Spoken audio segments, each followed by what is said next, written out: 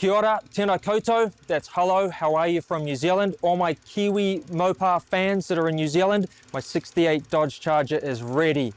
Boom.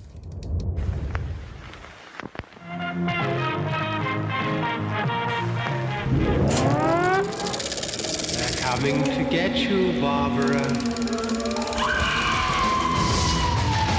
On this episode of Graveyard Carz, Will is tasked with a very unique paint job on our 1969 B5 Blue Plymouth GTX. Mark's not a big fan of it. And with help from George, Will makes rapid progress on our 1970 B7 Challenger RT 446 pack 4-speed. Have George out there. I'm trying to treat them better than Mark does. After years of work, Mark finally gets to take Raymond's 1968 Charger for a test drive. But will its owner arrive before Mark makes it back to the shop? Here to pick up my car. In Springfield, Oregon, Mark Warman, together with his skilled ghouls, bring classic Mopar muscle cars back from the dead to look like they did the moment they left the factory floor.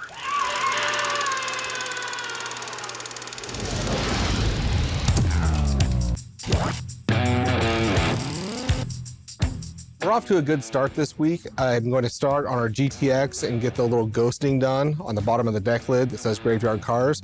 So with our 1969 GTX, it's not an all original car. So we're kind of doing different features to it that makes it more comfortable for him. One of those features is he wanted to have our logo on the car. The whole car has been done. It's the last part I have to do. It's been pre-painted, had to fix a couple things, that's been done. So now I'm gonna paint the whole thing blue, let that get good and dry, then lay my stencils out that say Graveyard Carz Mark Warman, get that blue pearl put on it, peel it off, clear coat the whole thing, and then it'll be ready to go on. So since I got Mark's signatures, what I did is I had stamps made. So now I can just go write the checks out, stamp it. Mark's not even a check signer at this point. He's lost that ability because he gave me a signature to have recreated. So at this point, he's just, he answers phones. Because he's not even a check signer anymore. But we'll cut all this part out.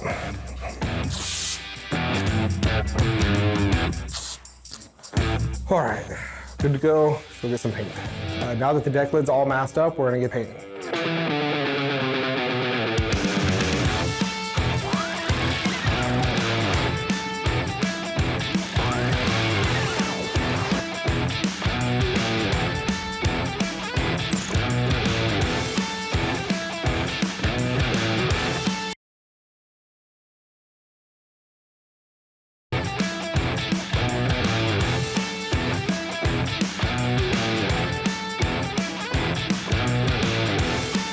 So we got the B5 blue all laid out on this, and we are now ready to apply our stencil and get ready for the little Graveyard Carz logo.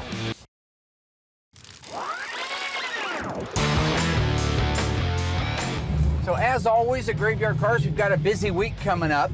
Will is doing some custom paint work on the deck lid of a 1969 Plymouth GTX. Now this is a cool little car. This was one of the very first Graveyard Dreams cars, where you could come to Graveyard Carz and say, hey, I want a car, I want a 69 GTX, I want a B5 blue with white interior, and I can build that car for you. This was one of those cars. Will is painting on a ghost image of the Graveyard Carz logo and my signature on the deck lid.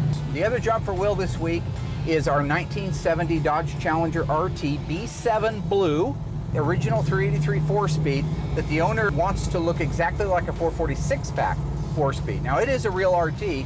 Will's got to grab George, go over and have him help put the fenders, the hood, the deck lid, all the sheet metal on it, give it its final dial in because it's ready to paint. His goal is to get it over ASAP into the assembly shop, where we'll turn it over to the rest of the ghouls for final assembly. On my agenda is a 1968 Dodge Charger we took in a few years ago. It was a basket case. The guy had done the body and paint work himself, actually had a friend do it. Did a really good job, but once the body and paint was done, he kind of ran out of his field of expertise, so he asked me to put the car together. The car's completely assembled. The only things left on this car are a final road test, which I need to do. I will do that while I'm taking the car out to have the air conditioning serviced in it. And I need to have all this done before the owner gets up here to take delivery of it. So stay tuned, lots going on at Graveyard Carz.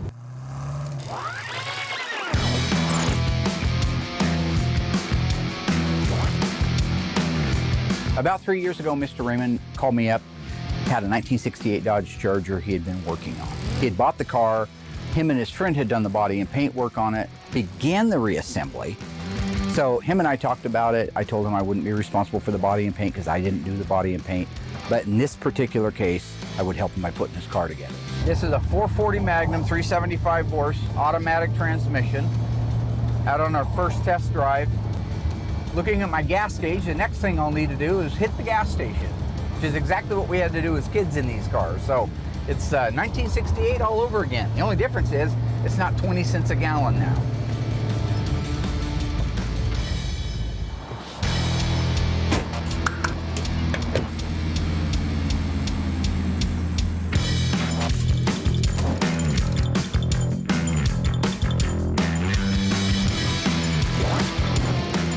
I paint these cars apart in most cases. If it's a metallic, the doors will be on it, the fenders will be on it, but the hood and deck lid are off. So I just count how many coats I do, and I make sure that I spray out of the same gallon. So I put the exact same amount of coats on here as I did the car.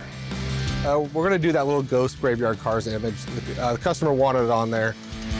Mark's not a big fan of it, but I think with the way this is gonna come out, he's actually gonna like it, and it's gonna look really classy on the car. All right, so these are our two stencils. We're gonna stick them on here, mask off the whole entire deck lid, throw a little color on it, unmask it, and we'll be clearing it. You don't want it to be bright and stand out too much. So I just simply took a nice blue pearl, laid a stencil out, got the Graveyard Carz on there, so it's a little subtle thing that you're not gonna see that much, but in the end will look great.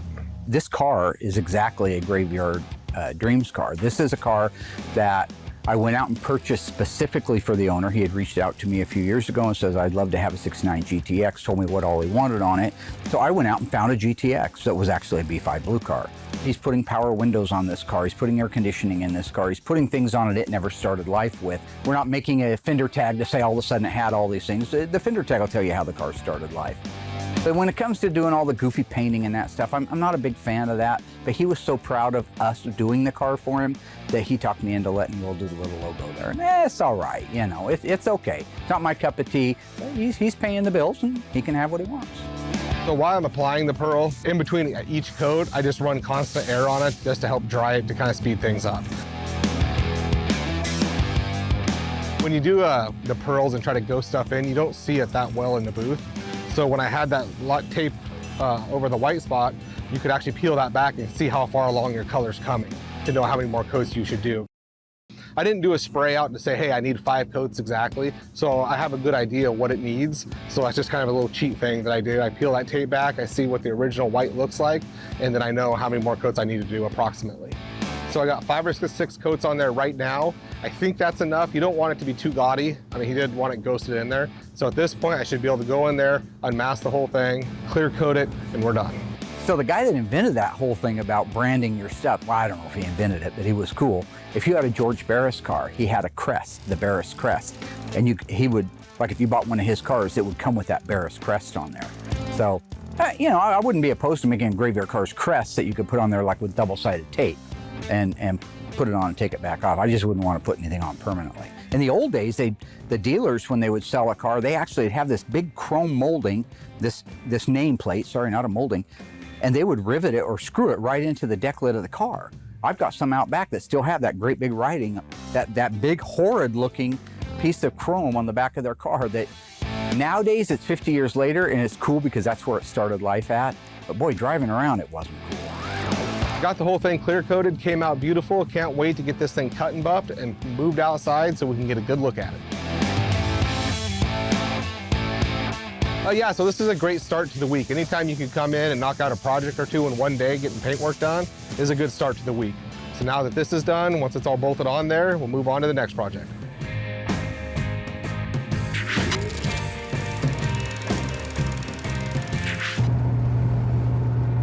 Okay, we got our fuel back up.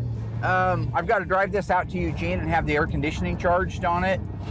We don't do that in-house anymore, so this is a great chance to do a test drive and get a feel for the car.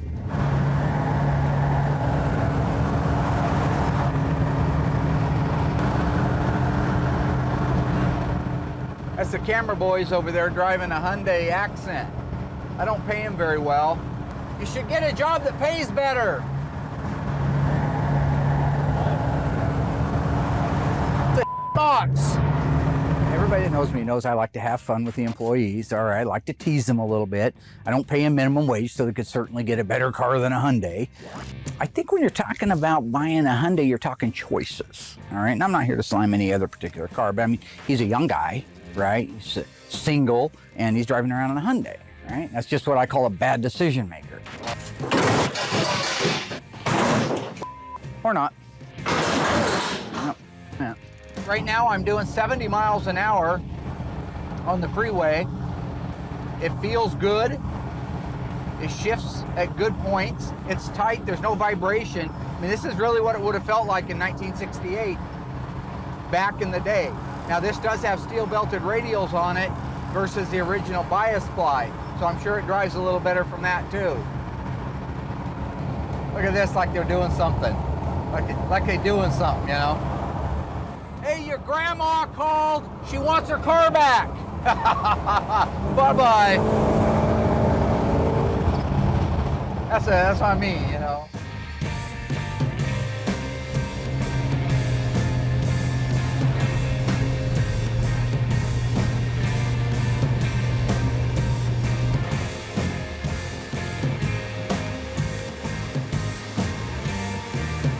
I just got out to the repair shop in Eugene. It's about a 10-mile drive. Everything worked great on the car. The track great, drove great, everything working like it's supposed to. My mechanic, he's gonna go ahead and charge the air conditioning. As soon as that's done, we'll disconnect. I'll head back over to the shop, and I think Kane's gonna be in this afternoon to take delivery of it. So, all good.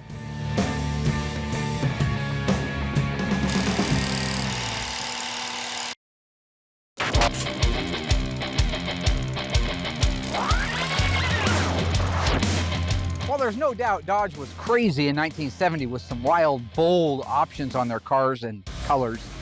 They could also be subtle and classy. The 70 Challenger RT SE is a great example of that. The A47 package, special edition, got you things from the factory that were standard that were considered to be more luxurious. And the code for that package is A47.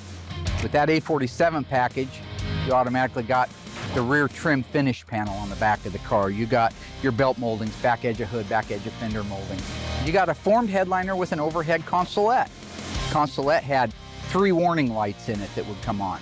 Low fuel, fasten seatbelt, and door ajar. One of the most iconic features on the SE car was the small opera-style back window.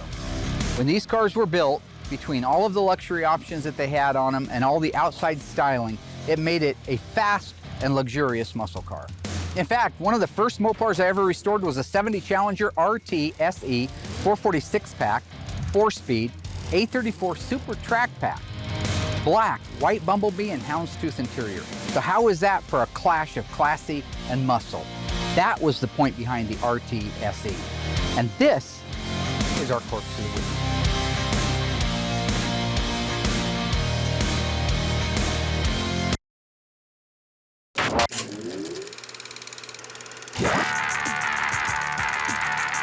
With the air conditioning topped off in the car and blowing ice cold like it's supposed to, I can take off, head back over to Springfield. Now, one of the things I want to check for is shifting patterns. I want to make sure that they're right. I want to make sure we don't have vibrations when I take it up to high speed.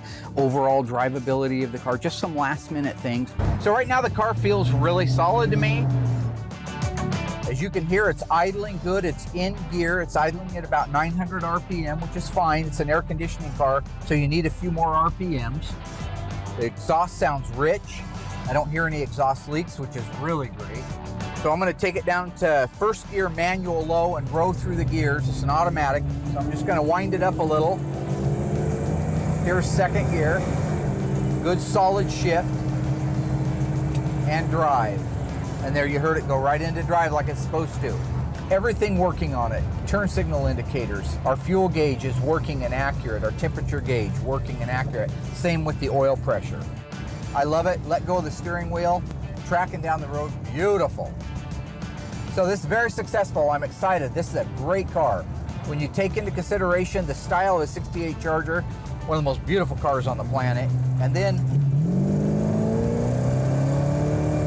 that, it's just hard to argue with one of these cars. I'm gonna take it back, make sure we do a final wipe down, get the dust off of it, and then the owner will be in this afternoon. Another happy customer delivered. Gonna make everything good.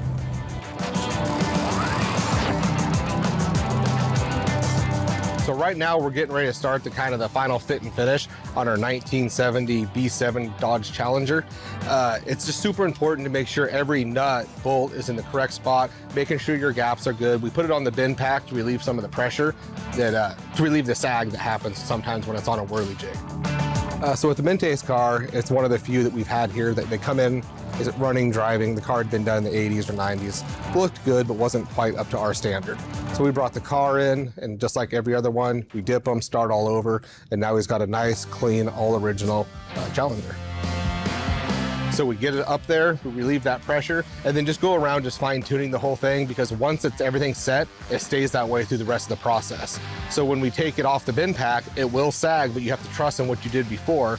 So when you get the car painted, buffed out, and it's done, it looks great. It might be off a little bit, but once you put it over an assembly side and put it back on the bin pack where it's got more stability underneath it, all those gaps look great.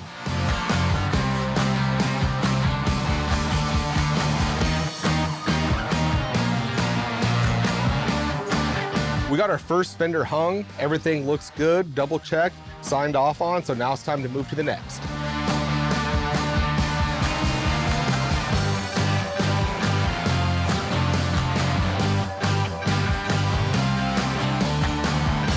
So we got the final fit and finish done on our 1970 Challenger. Everything came out just the way it should. So at this point, we're gonna roll it in the booth and get some color going on it. I am getting our database going. We have a new system that we're moving all of, because we're, oh God, who is that? Hi.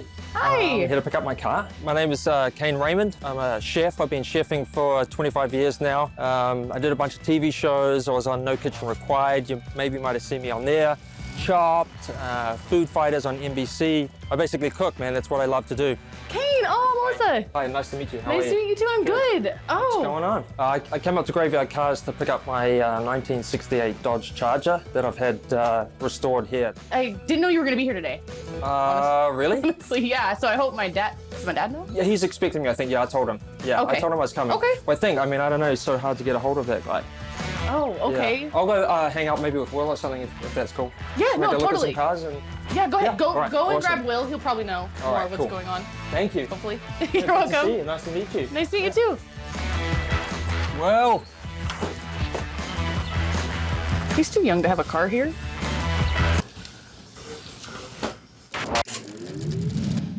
Earlier, we learned about the A47 package on the Dodge Challenger, the features that came standard on that particular model. Now, I didn't cover this, so I'm going to put your Mopar knowledge to the test. What additional feature came as standard equipment on the A47? Was it pedal dress-up kit, power seat, speed control? Stay tuned after the break. We'll have the answer for you.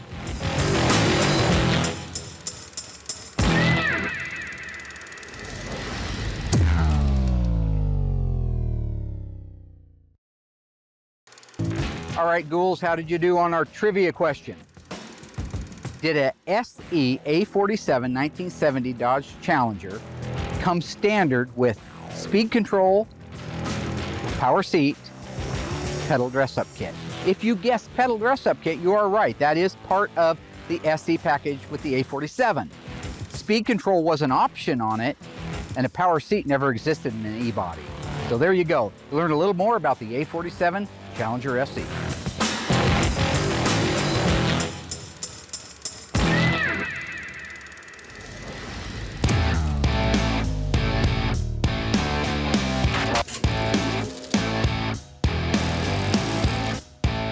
Right now we have our 1970 B7 Dodge Challenger in the booth. We're trying to get this car done. It's supposed to be 100 degrees today, and being that it's a metallic, the sooner we can get it done. When it's cooler outside, the metallic will lay out better. So I'm trying to hurry up, get it done, so that way we have a nice clean paint job in the end. This is the first time we've done a B7 car, especially on a Challenger, so I'm excited to get it done and see how it comes out.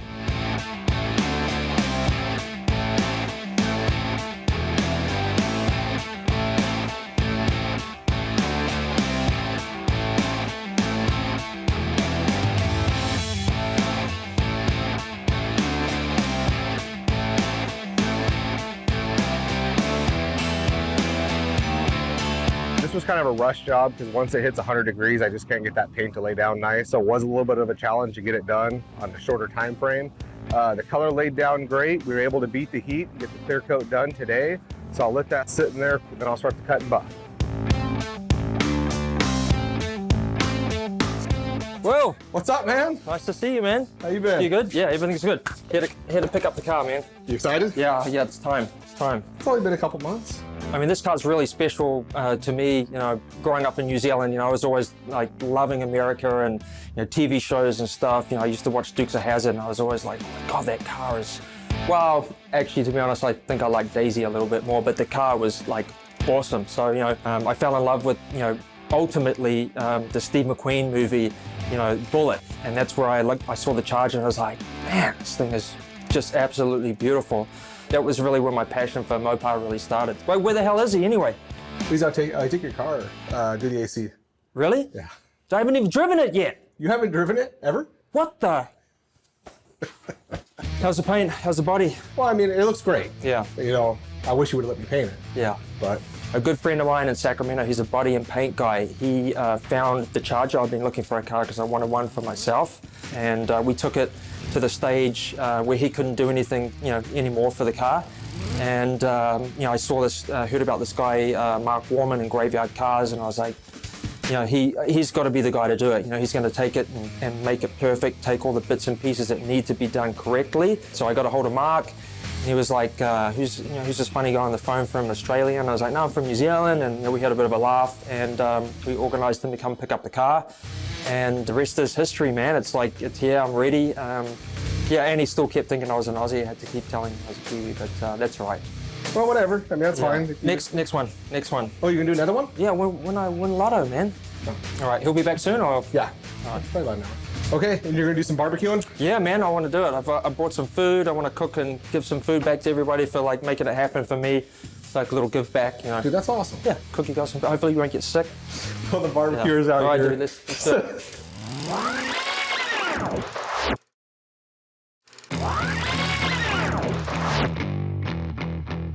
It's a hot Saturday night, 1972, and you're going to A&W for the cruise-in. You want to look cool because we all did. So, which one of these beautiful classic American Mopar muscle cars would you choose?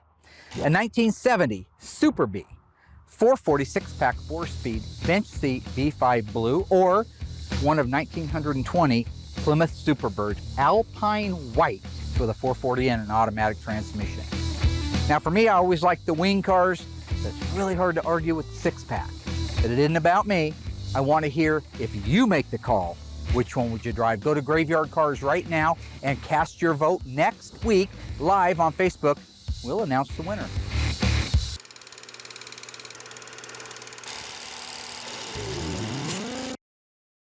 So far, Will goes to the deck lid on our 1969 B5 Blue Plymouth GTX. Can't wait to get this thing cut and buffed and moved outside so we can get a good look at it. And the panels were hung on the 1970 B7 Challenger RT, allowing Will to finish final paint. The color laid down great. We were able to beat the heat.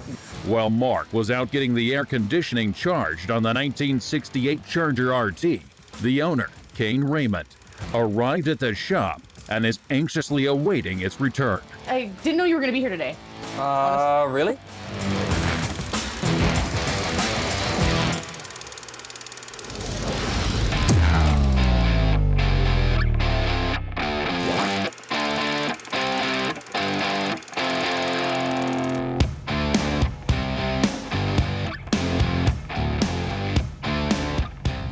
My granddaughter Emma, 7 years old, she's the one that came up with this phrase, everything's gonna work out.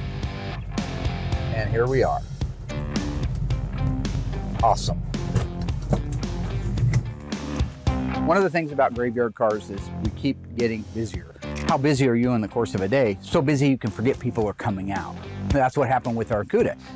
I pull up and here's the 71 Gtx. It's cool to see a 71 in any condition. I mean, they made 129 of those cars, the 440 6-barrel automatics. These folks bought it from the daughter of the original owner who bought it on December 21st, 1970.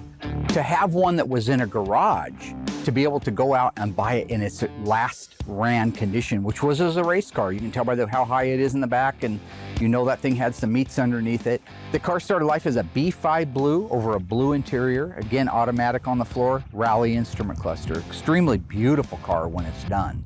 By looking at the car, he did a lot of drag racing. Right now, currently under the hood is a 426 Hemi backed up with a Hemi 4-speed transmission. That's not how this car started life. If it did, it'd be very, very rare, even rarer than it is. It started with a 446 barrel and an automatic transmission. Now they still have the automatic transmission. We unloaded that from the trailer. We have that, that's great. We can put the correct section in the floor, perfect, all that stuff's great. The original motor, you can't make that happen. It's gone. I happen to have a G71 440 HP that is perfect for that car that I've been saving for a 71 that deserved it, and I've got that. So that'll be one of the transformation things we do in addition to the restoration, is making it correct. The folks that own the car are really cool. They're retired federal prison guards. They don't want to sell the car and flip the car. A lot of guys open up a garage, you see a 446 barrel Cuda and you start seeing dollar signs. They don't care anything about that. They bought the car because they've always wanted it. They want to restore it back to the way it was on the assembly line, and we're going to help them do that. The original fender tag is gone. So the guy who had the car and bought it new probably took the fender tag off, put it somewhere really, really safe. So I am going to get together and have Dave Weiss come out. We're going to document the car so that we have that. I want everything done as right as rain, and I want as much documentation as possible. So when we're done and say it did or didn't have billboards, we know it. It did or didn't have disc brakes, we know it. All these things, so you can tell from the original DNA of the car once that car starts getting disassembled.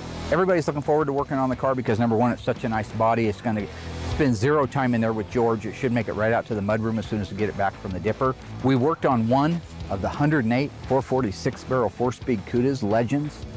That was our Phantom Cuda. Now we're going to work on one of the 129 446 barrel automatics. What we do. Huh?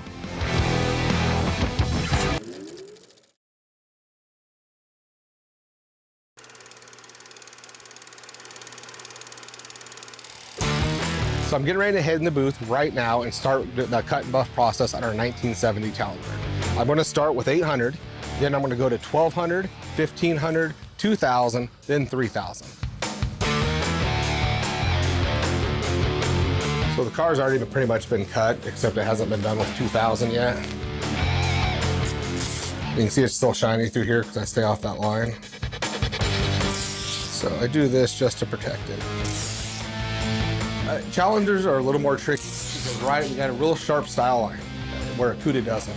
So you kind of got to watch that line. So a lot of times I'll just mask off the line when I do my sanding and buffing to ensure that we don't burn. So it's takes a little bit more time than some of the other cars, but the end result's the same. I mask up all the edges just because I don't want to burn it. Because once you burn it, then sometimes it can be challenging trying to fix it. So I just would rather be safe than sorry, make sure those edges are all protected, and then that way I don't have to fix anything later. If you catch the edge, whether it be when you're sanding it or with the buffer, if you don't have those edges protected, you burn it. Because what that means is you actually sand off the 3 or 4 coats of clear coat, the however many coats of color that you have on there, and you can go right down to the primer. So you can have something that's actually 1 inch or 2 long, and it'll be primer underneath there. So you can literally take the paint off all the way down to primer on that. So that's why I just put the tape down to make sure I don't have any problems at all. All right, that should be enough.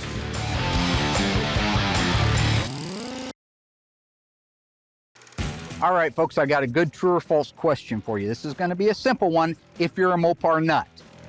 The A47 Special Edition package had a lot of neat stuff that came on these cars from the factory as part of that package. True or false? Leather interior was one of those standard features. If you think you know the answer, stay tuned after the break.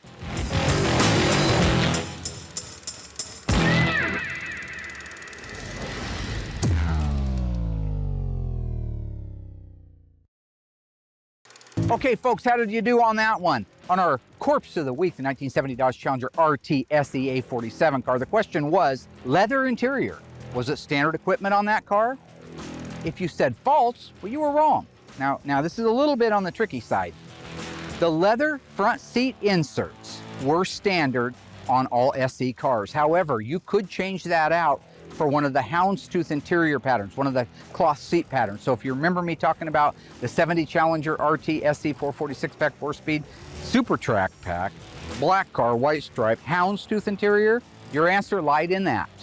So I think I'm just rattling stuff off to be funny or cool or clever, which obviously I am all those. There's also knowledge in it. So knowledge is power.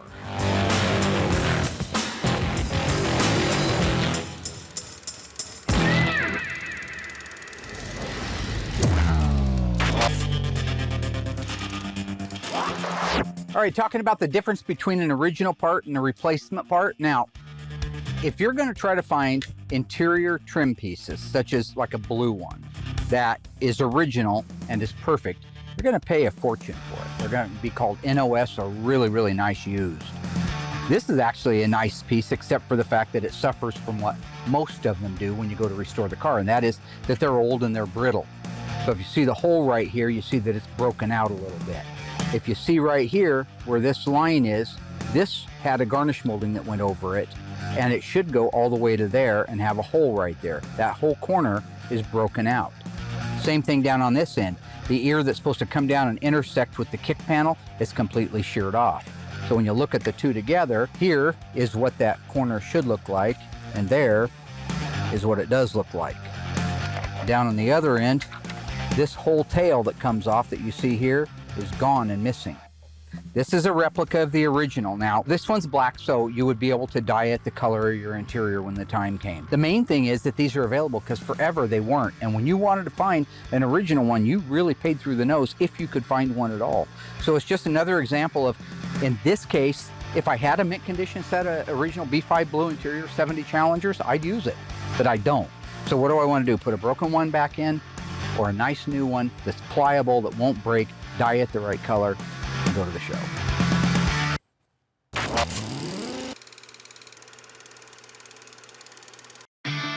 Now that the sanding is all done completely, I start the buffing process.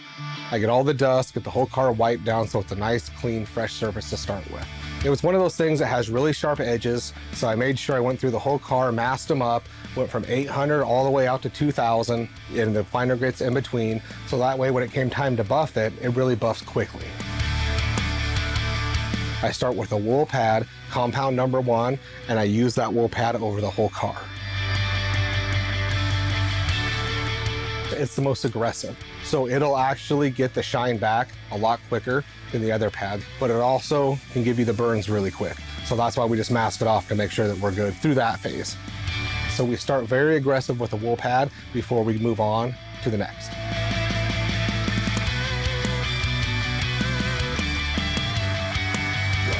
These cars are a process. Mark is very meticulous, on every nut and bolt has to be OE. If it's not OE, it's because a customer requested something else. But these cars take time. Trying to find qualified people to come in here and do what Mark and I ask is hard enough as it is. So right now I'm doing this by myself, so I have 2 weeks into getting that Challenger looking perfect to come over to assembly. But while I'm doing that, I have nobody else helping me currently out there in the shop, so you fall behind on stuff like this. So it's impossible to try to get a car done every episode. If you were to look at those cars done every episode a year later, they're not gonna look nearly as good as what we produce at a slower rate. The buffing process, like I said, it's kind of a tedious thing, so you just have to slow down, take your time, protect your edges like we always do. After that is done, I take it outside, give it a thorough wash, make sure all that compound is off completely, because if you don't get it off, it'll dry in the cracks and crevices, making it very hard to get out later. One of the things I really wanted to do when I came up here for not just Mark, but the whole team, Will and Alyssa and George and everybody, all the guys, was, really cook something for them. When I did No Kitchen Required, we went into these indigenous cultures and we worked with these indigenous people, and they would cook for us and we would cook for them, and we would sit around and we would eat together and we would laugh and talk and create stories, and these memories and stories are really important to who I am, especially coming from New Zealand. It's part of my culture, and I thought, what better place to come up here and cook something for Mark and the team and feed them and be like, thanks man, I really appreciate all your hard work. let me do something for you, you know? Let's eat a meal together, let's talk, let's share some stories about what's happened with the car and everything, and come to this sort of, you know, this really cool place. I decided to do something pretty simple for everyone. You know, I was gonna make like a really nice light coleslaw. It isn't really heavy mayonnaise based. It's like cabbage and carrots and onion and all these fresh vegetables that are raw with, you know, mint and cilantro and all these fresh herbs. And I did some little Moroccan grilled prawns, shrimp. You know, Mark's always shrimp, mate. You know, I'm like, got this Australian accent going on. He cracks me up. But again, I had to be like, Mark, I'm a Kiwi, man. Stop with the Australian. So we did some really cool grilled shrimp on this wicked AMG grill. I mean, it's next level. I cannot believe it. I really actually want to get one. It was awesome. So some grilled prawns on top of that, and then I made a really nice little spicy green onion and Japanese like mayo that goes on top. So, you know, it's like a little sweet shrimp, a little spicy mayonnaise, and then this fresh salad on a brioche roll. It's like, it's a sandwich, but you know, it's like there's heart and soul in the food, and you know, it's it, man. It's it.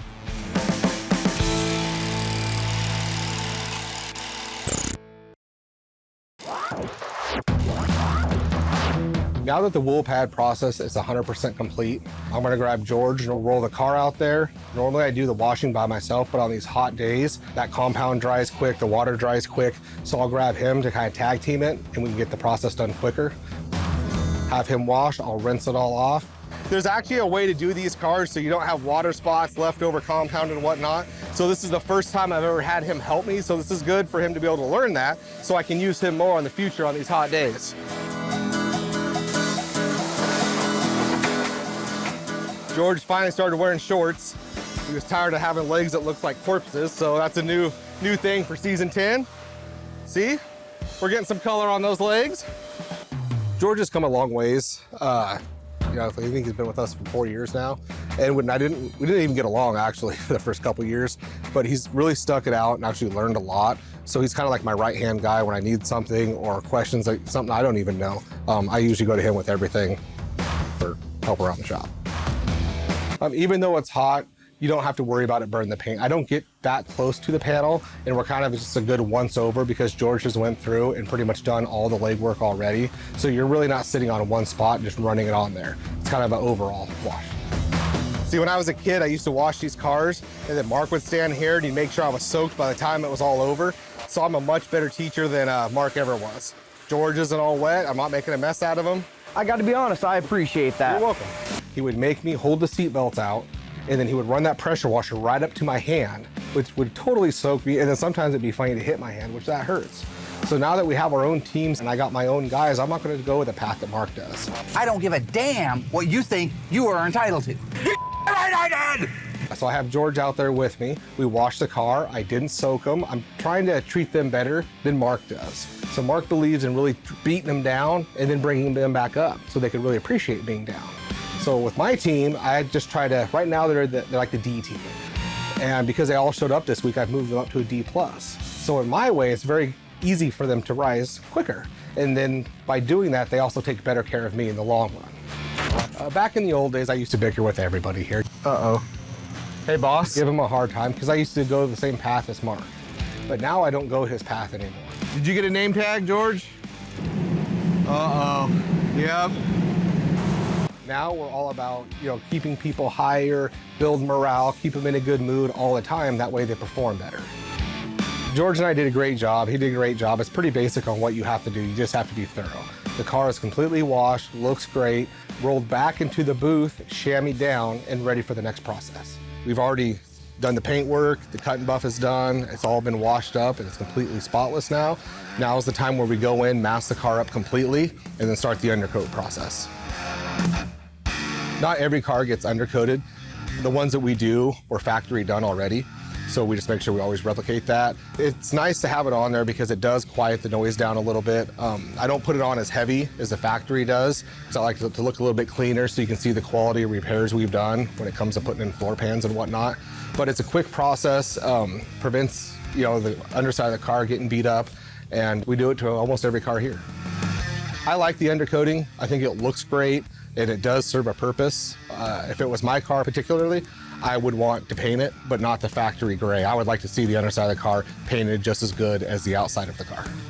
The undercoating is actually a very quick process. We have a great setup. It allows you to go in there once the car is masked up and just spray.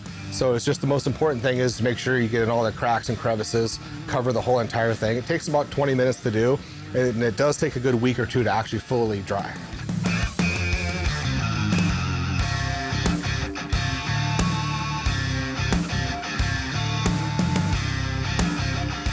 The car looks amazing. The undercoat went perfect as usual. So I'll give that about 30 minutes to kind of dry a little bit, unmask the car completely, and roll it over to the assembly shop.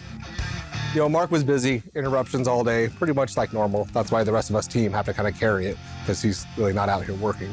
But he was able to get the reveal done. And from what I hear, Raymond was super happy with the car. Now it's time to go eat lunch.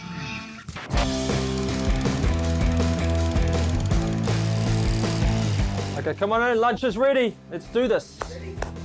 Oh, look at there. Woo. Look at that. You know, at the end of the day, I think that what we're doing is a good thing for everybody across the board that owns these cars. But I think it's also sparking a lot of memories and imagination of days that have gone by or days that could come. In the case of Kane Raymond, I think it's days that are going to come. He's a pretty young guy, so he's looking forward to many years of having fun on that thing. He made us a really great lunch. Fantastic lunch. That was cool. Well, listen, thank you so much for coming out. If I eat any more, I'm going to blow up. Thanks, buddy. I appreciate it. You're a good guy. Thank you. Good guy. Yeah, I don't think that's gonna happen. Will you? You know, the car's taken 3.5 years. It was worth the wait. This car is unfreaking believable. I mean, it is, you know, the words just sort of disappear. I love this car, man. I have this connection, this emotional connection to the car like I do with food, and it is gorgeous, unbelievable. Miela, I love you. I miss you. I can't wait to bring this car home and we can go for a drive and we can pick up your girlfriends and tear it up and down the street at 40 miles an hour. So you're safe.